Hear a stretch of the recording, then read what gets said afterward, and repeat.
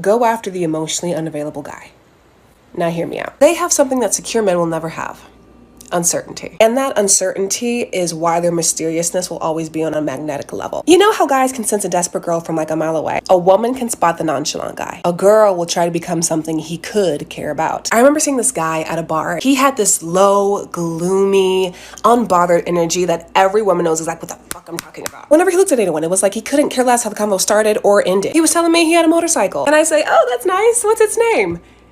And he goes, its name? And I'm like, yeah, surely your bike has a name. And versus him just saying, I don't have a name for my bike just quite yet, he says, I don't really name things. That seems kind of childish. Oh, you gotta go after unavailability to experience what that looks like and avoid it. It's a rite of passage for girls in their 20s. Or if they find you, you're 19. And being nonchalant doesn't just translate into relationships. It's also how you view life. You don't have the emotional capacity to even consider naming something you value in your life or even ponder the possibility, not even try to humor me, like a little bit. And to women that don't know what nonchalant looks like, it's just not purposeful. If he wouldn't even give his bike a title, why would I ever think he would give me one? Think about it. That's what I'm gonna say, because it's not about the bike.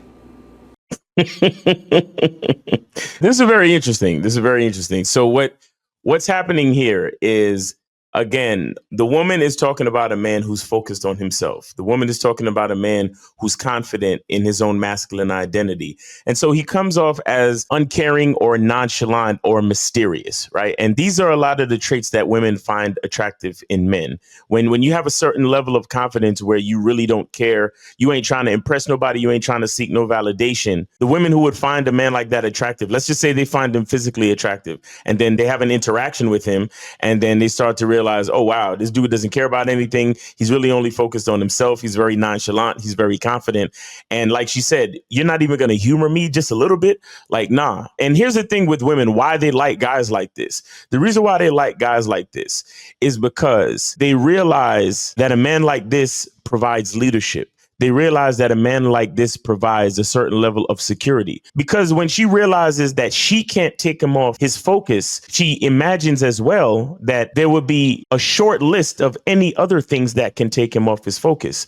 And a man that is highly focused is highly productive, right? And I've always told you guys that a woman is always focused on her survival. So a man that is highly focused, who's highly productive, is going to provide.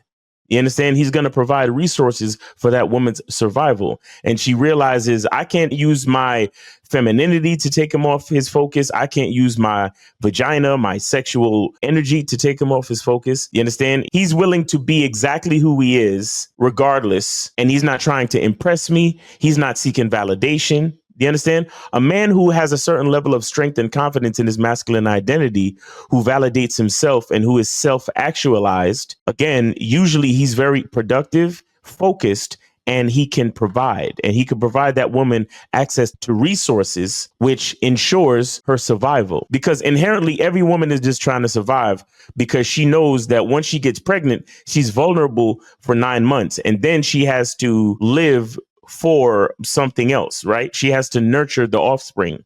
So her security and her survival is the most important thing to her innately, like it's deep within her subconscious, right? It's bred within her to seek leadership, security, and survival. And a woman sees a lot of leadership, security, and survival in a man who is focused on himself, a man who is not seeking validation, and a man who is not trying to impress or humor anyone just to get by, right? He's focused on himself and he's confident. And those are the things that inherently increases a woman's attraction for any man. So like I said, you'll probably notice him physically from far away, right? She'll notice, oh yeah, he's handsome, or, oh yeah, he's manly. Oh yeah, he's dressed pretty nice.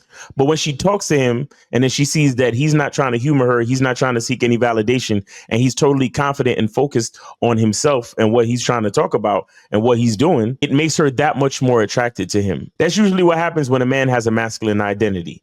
You understand? When a man has a masculine identity, he's not worried about, oh, I hope she likes me. You see, the problem with most guys and why most guys are unsuccessful when they approach or when they interact with females is because most guys give off the energy of seeking acceptance, right? So they're saying this to the woman with their energy, with their behavior, and not necessarily their words. And sometimes with their words too, because your language exposes you, right? But most guys who are unsuccessful in dating, they approach a woman with, I hope she likes me energy, as opposed to, I hope I like her, meaning that I could care less as far as trying to impress this woman. She better do what she needs to do to impress me, because I'm totally focused on what I'm trying to do. So that's why when the girl said, oh, what's the name of your bike? And he was like, the name of my bike? Why would I do that? That's pretty childish. You understand? Like, so he's not even like trying to appease her. He's not trying to seek validation from her. And he's not afraid to tell her that he thinks her ideas are childish. You understand? Otherwise, telling her that her ideas are kind of dumb, right? I mean, he's not going out of his way to be disrespectful. He's also not going out of his way to try to make the conversation go her way because he's trying to impress her, because he wants her to like him. You get what I'm saying? So this is what it means to have a masculine identity, meaning that you know who you are and you're not going to fold, you're not going to bend, and you're not going to compromise for any female just because you think she's cute or you just met her. And that's why in a lot of situations in the dating game, the less attractive person latches on to the more attractive person, or to explain it more correctly, it is the less confident person who latches on to the more confident person, right? So it's the person who has a certain level of confidence in their identity, right? And in this case, we're talking about a man and his masculine identity. He has a certain level of confidence where he's not afraid to tell her that he thinks her idea is childish, right? He's not afraid to tell her exactly what he's doing, what he wants, what he's about, who he is, and how he does things. And he doesn't care if she approves or not, because he's not seeking acceptance from her. If anything, she's seeking acceptance from him, because she's the one trying to humor him, because he's like, yeah, I have a motorcycle. And then so she's trying to relate, talking about, oh, well, you know, what's its name? You understand? Because she, in her mind, she thinks that he's like every other guy. And, you know, there's a lot of guys that do that. They have a car that they love, or a motorcycle that they love, or a boat that they love, and they give it a name. That's what the average guy does, right? And so she's thinking he's like the average guy, but he showed her something different. He showed her something specific to his masculine identity. He was like, why would I even do that? Why would I name my motorcycle? That seems pretty childish to me.